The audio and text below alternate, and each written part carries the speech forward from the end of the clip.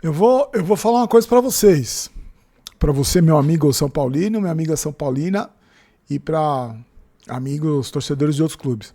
Vou falar uma coisa para vocês. O São Paulo vai classificar. O São Paulo vai passar pelo LDU. Eu acredito que o São Paulo vai passar por um motivo muito básico. O time da LDU é muito fraco. O time da LDU é lazarento de ruim. O time da LDU com altitude e tudo, os caras... Olha o jogo olha o futebol apresentado pela LDU, gente.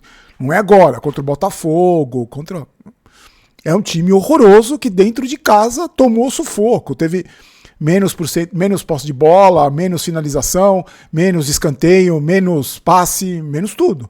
Jogando com altitude, o camisa 9 deles é altitude, mas é um time muito ruim. Então o São Paulo vai classificar.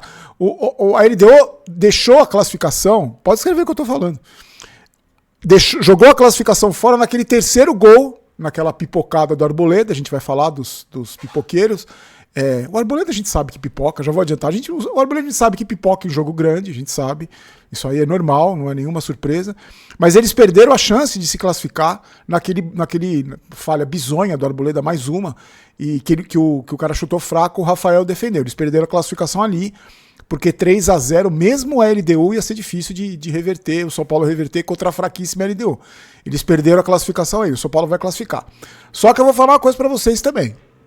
Se o São Paulo errar, como errou hoje, contra esse fraquíssimo time da LDU, se errar contra o Palmeiras desse jeito, vai ser mais humilhado do que naquele 5-0 e do que naquela final do Campeonato Paulista. Vai ser mais humilhado do que foi, por incrível que pareça.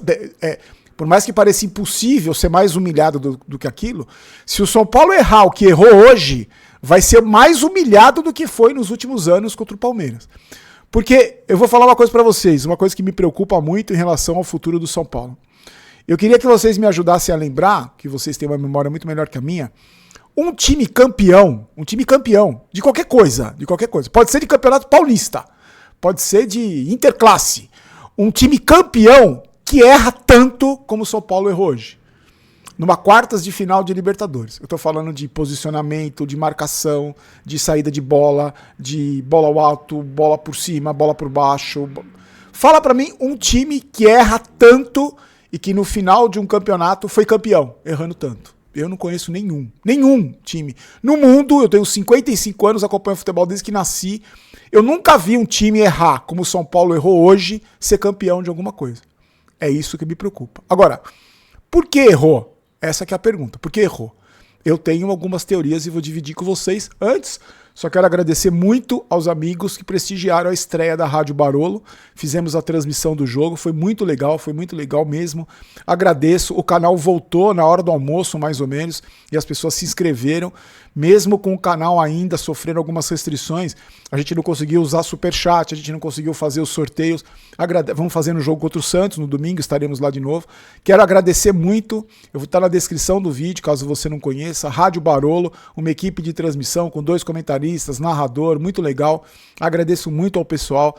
Estaremos lá em todo o jogo do São Paulo, você é meu convidado. Estaremos contra o Santos no final de semana e depois contra a LDU. Todo o jogo do São Paulo, se você quiser assistir na conhecida segunda tela, Rádio Barolo, o canal está na descrição do vídeo. Todos os jogos do São Paulo serão transmitidos por lá, tá? E o vídeo a gente faz pós-jogo. Hoje eu não quis gravar um pós-jogo lá porque eu queria esfriar um pouco a cabeça, né? A gente perde a linha na transmissão, você me conhece, mas você é meu convidado.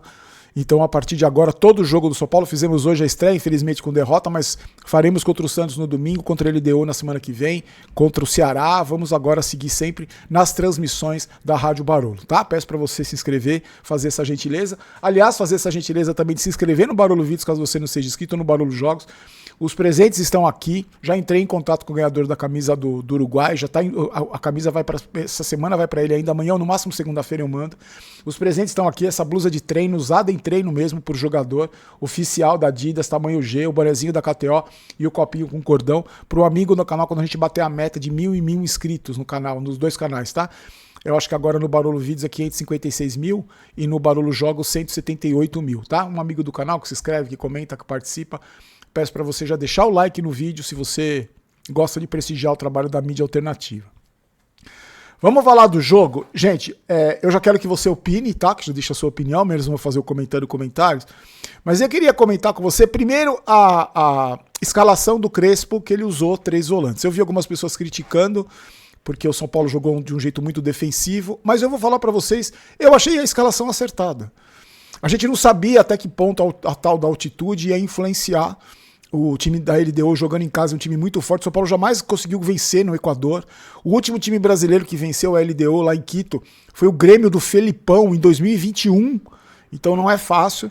Eu acho que mesmo com 3 volantes, a gente tem o Pablo Maia, que é o único que tem característica mais defensiva, mas o Marcos Antônio e o Bobadilla não são propriamente volantes de marcação. Então acho que ele fez certo. Eu só achei que ele deveria ter colocado o Alisson durante o jogo, principalmente para sair naquela saída de bola que hoje foi bizarra. Eu gostei da escalação. O Ferreira passou mal no aquecimento por causa da altitude. A gente não pode julgar, porque a gente não sabe o efeito que a altitude vai fazer no jogador. O Crespo falou que jogou na altitude e não sentiu nada, mas era o Crespo. O Ferreira sentiu. E o São Paulo, para minha surpresa, começou bem o jogo, controlando o jogo. Não teve pressão da LDU em nenhum momento do jogo, nos 90 minutos não vi em nenhum momento pressão da LDU, talvez um volume de jogo um pouco maior depois que fez o gol. Mas o São Paulo controlou bem o jogo, mesmo com a ausência de um camisa 9, né? Porque a gente não tem atacante, nosso ataque é risível, e a gente vai comentar sobre isso, porque não é a culpa do Crespo, não é nem culpa dos atacantes, é culpa dessa diretoria incompetente que destruiu o clube e hoje não tem dinheiro nem para oferecer uma pizza para o pessoal liberar o Marcos Leonardo. São os mesmos incompetentes que estão destruindo o clube há 15 anos, vamos lembrar sempre. Mesmo assim, o São Paulo conseguiu articular boas jogadas e controlava o jogo, até que no momento, numa falha de marcação dos 3 volantes, que a LDU jogava com muito espaço, o São Paulo não conseguiu encaixar a marcação. O lançamento, o cara tá livre, faz o lançamento com tranquilidade. O Cedric, que é um senhorzinho, dorme, eu não sei o que ele estava fazendo. O Ferrarese dorme e o pipoqueiro do Arboleda também dorme. E o cara acerta uma finalização de primeira e faz o primeiro gol. E o São Paulo, como tem, eu sempre falei para vocês aqui, o lado emocional do São Paulo é muito frágil, né? E não é de hoje, é frágil. O São Paulo treme na hora que toma o gol e podia ter sofrido até o segundo se esse time da LDU tivesse um mínimo de qualidade, né? Um mínimo de qualidade naquele último passe ali. O São Paulo não acertou a marcação do primeiro tempo e se a LDU tivesse um pouquinho mais de qualidade, podia ter terminado o primeiro tempo com uma vantagem muito maior. No segundo tempo, o Crespo surpreende e coloca o Mailton, para mim que foi um dos melhores em campo, pela coragem, pela personalidade com que ele entrou no jogo. E eu, na transmissão da rádio, falei, eu não trocaria ninguém agora, eu esperaria 15 minutos para ver como é que vai ser o comportamento dos jogadores em relação à altitude. E o São Paulo começou bem o jogo, começou bem o primeiro tempo, pressionando. A LDU simplesmente não passou do meio de campo o jogo todo. Se você reparar, os 2 gols e as pouquíssimas jogadas de perigo da LDU foram por falhas individuais bizonhas de jogadores tidos como profissionais. O São Paulo teve oportunidades, a bola caiu no pé de outro pipoqueiro chamado Luciano, que é um jogador decisivo sim, só que ele é decisivo em jogo contra o Novo Horizontino, ele é decisivo em jogo que vale classificação para o mata-mata do Campeonato Paulista, ele é decisivo nesse tipo de jogo. E contra o Corinthians realmente ele é bastante decisivo. Mas a gente sabe que em jogos realmente importantes, o Luciano pipoca, como ele pipocou hoje.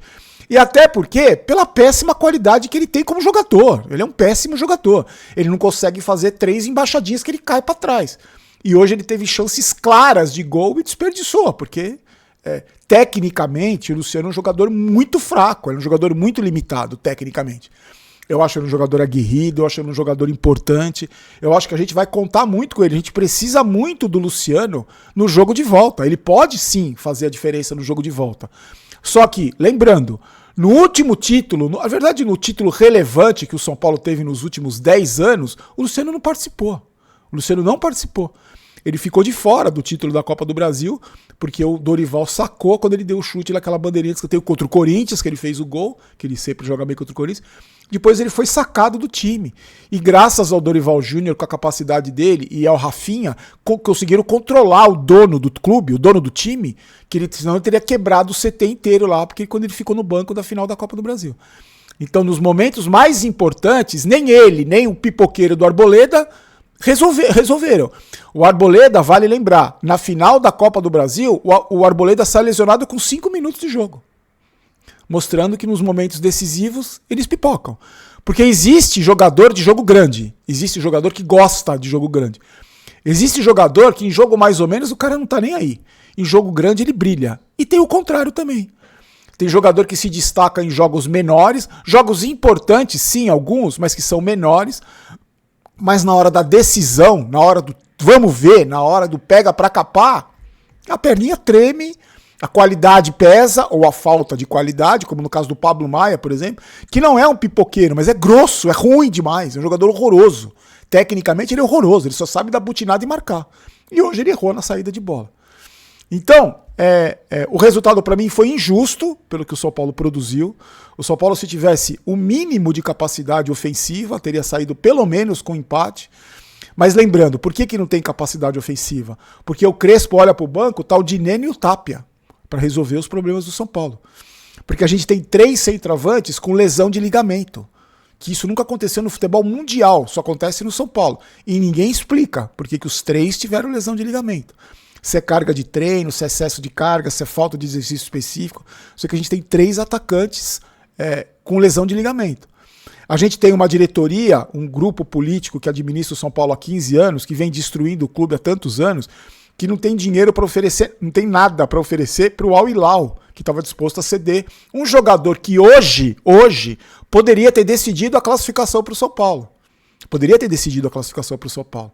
Enquanto a gente tem um rival que é bem administrado, que gastou 700 milhões em contratações. E uma dessas contratações foi decisiva no jogo contra o River Plate.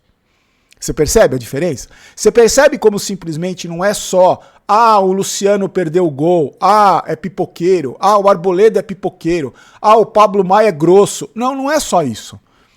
É muito maior. O problema do São Paulo, quando a gente analisa, a gente precisa olhar para esses fatores. A gente precisa olhar que o banco de reservas hoje do São Paulo tinha o Tapia e o Rigoni. O Tapia e o Dineno. E o Rigoni em campo, que era reserva no futebol mexicano, que tem 6 gols desde 2022. Ele tem 6 gols. E hoje mandou 3 bolas fora do estádio. Então, meus amigos, eu acho que a mística da Libertadores, o Morumbi lotado na quinta-feira contra um time horroroso, que é essa LDU, horroroso. E eu não tô falando só desse jogo contra o São Paulo, tô falando contra o Botafogo, na fase de grupos, é um time fraquíssimo. O São Paulo tem condições de reverter esse resultado, sim, tem condições. Se criou 5, 6 chances contra os caras lá na altitude, com os caras no segundo tempo jogando fechados e cedendo tudo aquilo de espaço, porque eles jogaram fechados. Eles não foram para cima do São Paulo em nenhum momento. Principalmente no segundo tempo, porque os caras estavam se arrastando ali, segurando o jogo, rezando para o jogo acabar. Se o São Paulo conseguiu criar o número de chances que criou no jogo fora de casa, na altitude, eu não tenho motivo para não acreditar que possa fazer a mesma coisa no Morumbi. Só que aí vai ter que pesar a qualidade dos jogadores, que a gente sabe que... Eu falo para vocês que o time tem jogador muito ruim, que o time tem jogador muito cabeça de bagre. E tem jogador que pipoca. Tem jogador do São Paulo que veste a camisa do São Paulo hoje, que não é jogador de jogo grande. Não é. Não faz parte da característica do jogador de futebol. Alguns têm essa característica, outros não têm. E no São Paulo a gente tem muito jogador que simplesmente pipoca, a perninha treme na hora da decisão, na hora do vamos ver. E hoje eu acho que o principal problema do São Paulo, além da falta de qualidade de alguns jogadores, né, além dos erros bizonhos, dos erros primários, erro inacreditável, que jogador que se diz profissional não pode cometer os erros que o São Paulo cometeu, as bizarrices que esse time cometeu. Agora, a chance de reverter tem, pelo nível baixíssimo do nosso adversário. E a gente vai ter que... É isso aí que tem, é isso aí. Vamos lembrar sempre quem transformou o São Paulo no que o São Paulo é hoje.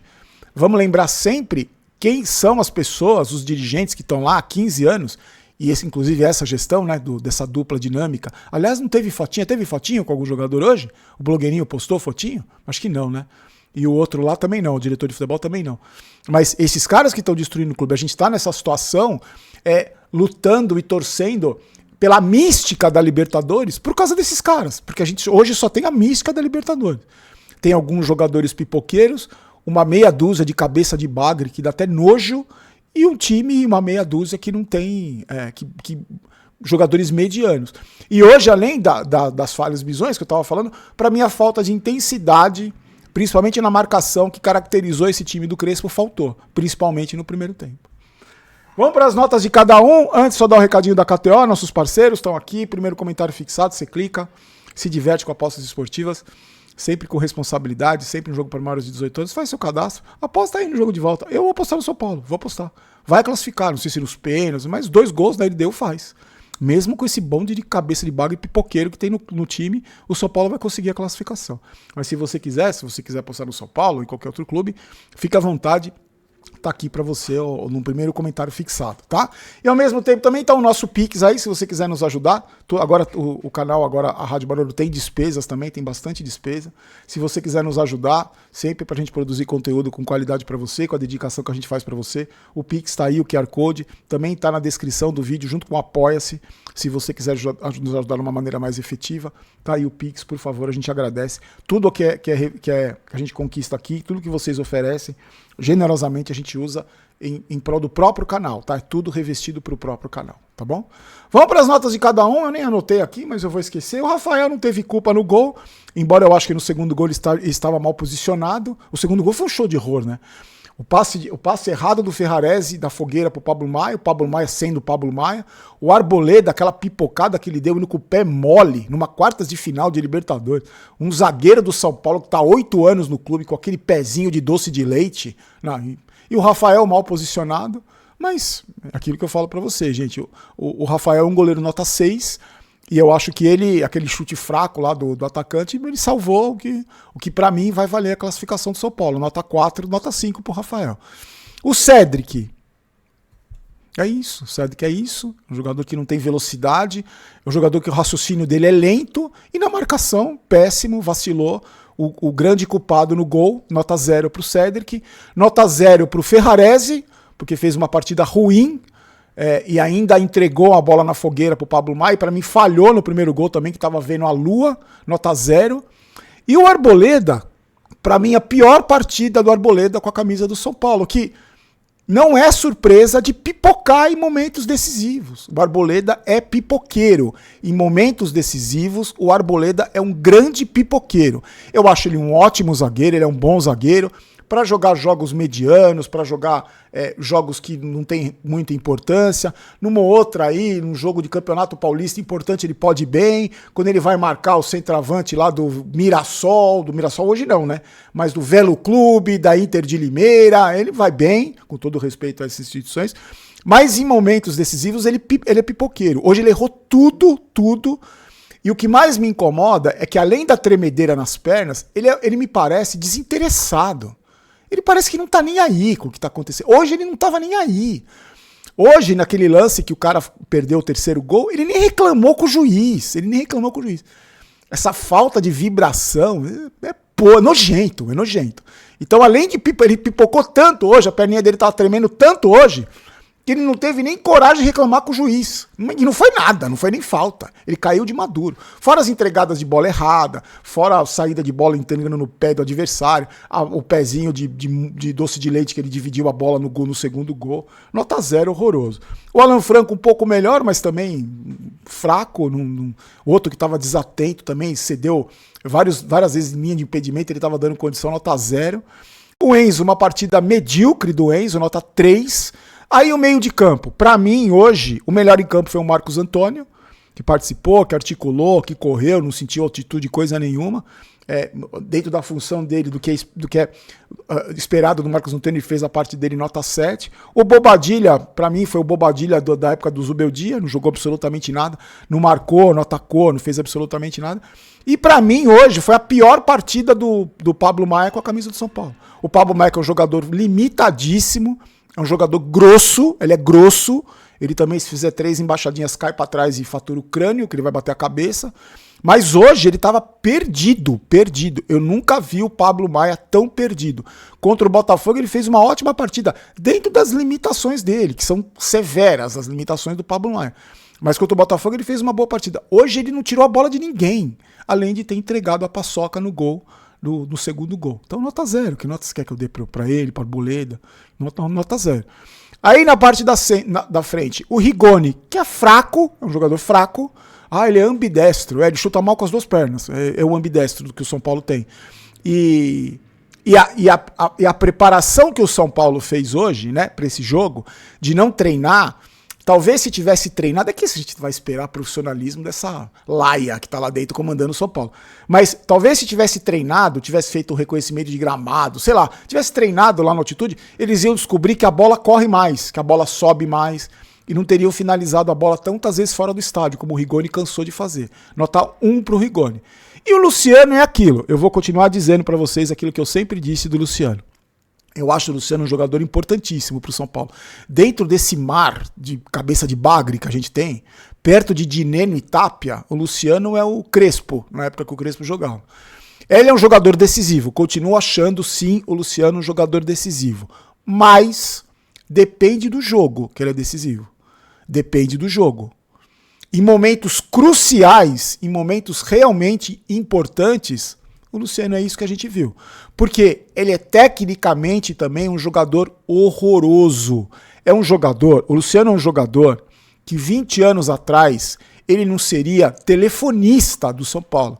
Ele não passaria na porta do CT 20 anos atrás.